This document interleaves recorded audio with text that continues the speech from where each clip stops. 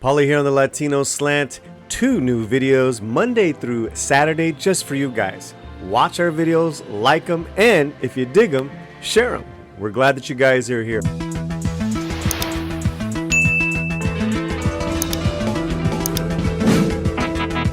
I want to give my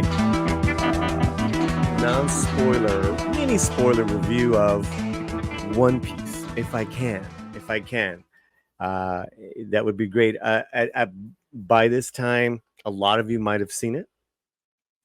By this time, you've heard all the news and the views and the records it's broken and how everyone just loves it.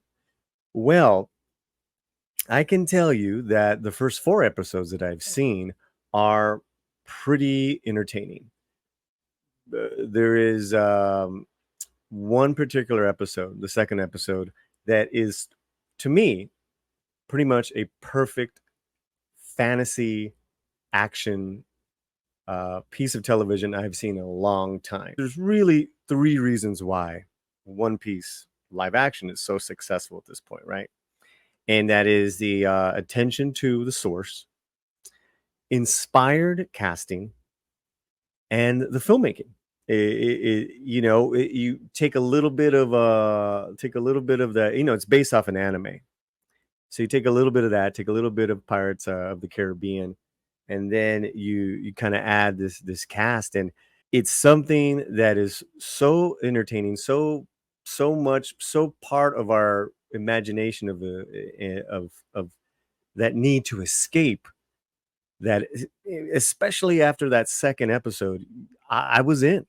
And I want to bring up the cast now because really this is it, right? This cast, the inspired casting, really did his job. Iñaki Godoy as Monkey D. Luffy, Emily Rudd as Nami, and Makinyu as Zoro are the main characters as far as the crew that Monkey D. Luffy creates during the first couple of episodes here.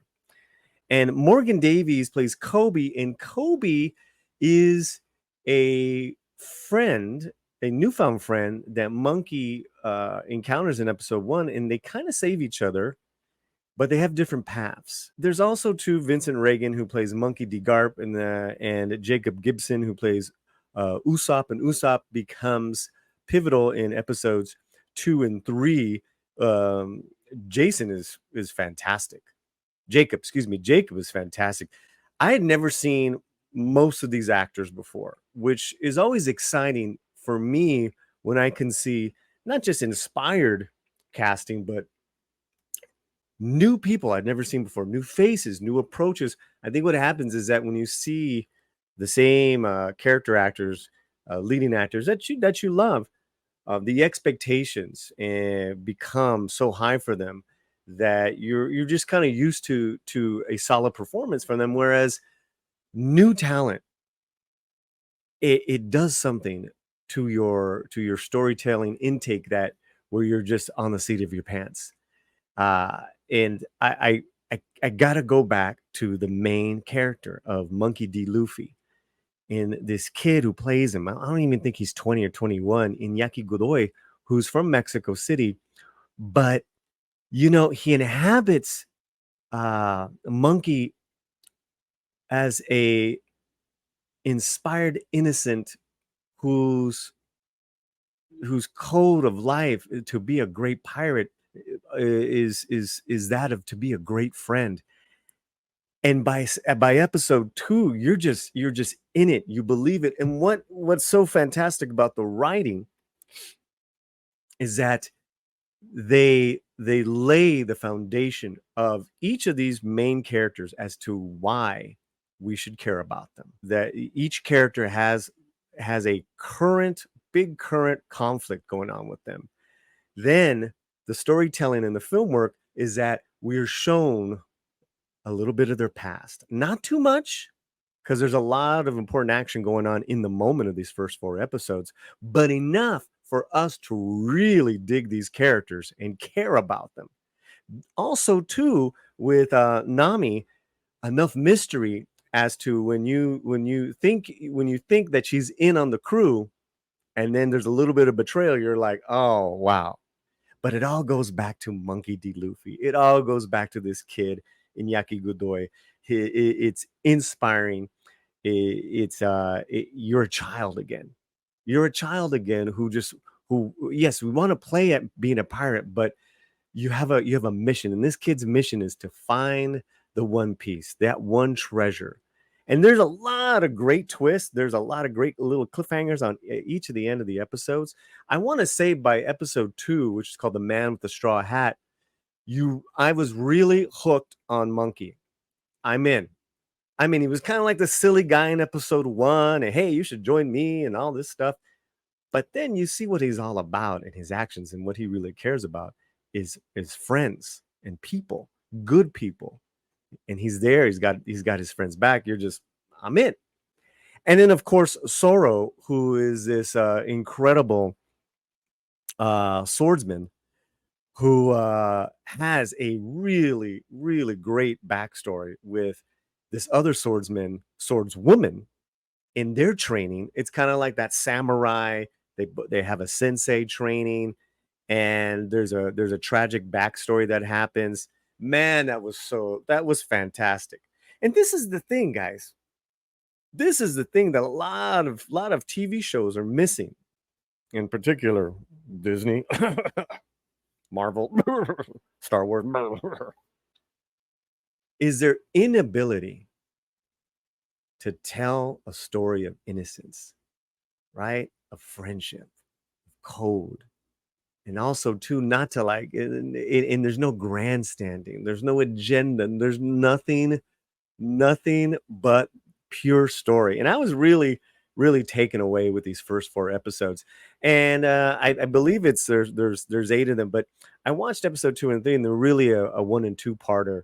And that's where we get to connect with Usopp, who is fantastic and becomes that 4th member of the crew of Monkey D. Luffy. And by the end of episode 4, they get a ship. They get their own ship. Such lovely storytelling, such really, really solid film work. And again, we've seen a lot of this before, like this whimsy, swashbuckling, and when Pirates of Caribbean is really good. So we've seen it, but this is much more airy and open. I'm sure it's going to be a little more dangerous as we move along. So I was really, really impressed. I was so impressed that I did 2 things. I saw 3 of the anime episodes, the first 3 episodes, and realizing what they're doing here is that they're taking about, I would say, 3 to 4 anime episodes. They put them into 1 episode. But then I started watching the first 4 episodes again, and I loved it even more.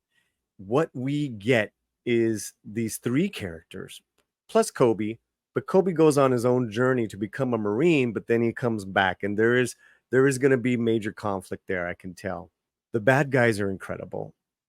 The bad guys are also connected to the good guys in a very very cool way. But each of the characters, male and female, right? Nami and Soro, they buy in to Monkey D. Luffy's code of what he stands for. And I say that because so many of our shows nowadays, everyone is such a shit to each other. They're so nasty to each other, and they think they know everything more so than the other character, especially if it's a woman. You got to know more than that man. And let me tell you, you get all the great female characters, everything you want, and there's diverse casting, all that stuff. But you let the tale tell its story, and it's just simply something to watch. And I'm amazed I stopped, because I'm like, okay, I got to stop because I have to review this, and it's been a few days, so I'm going to jump back in it.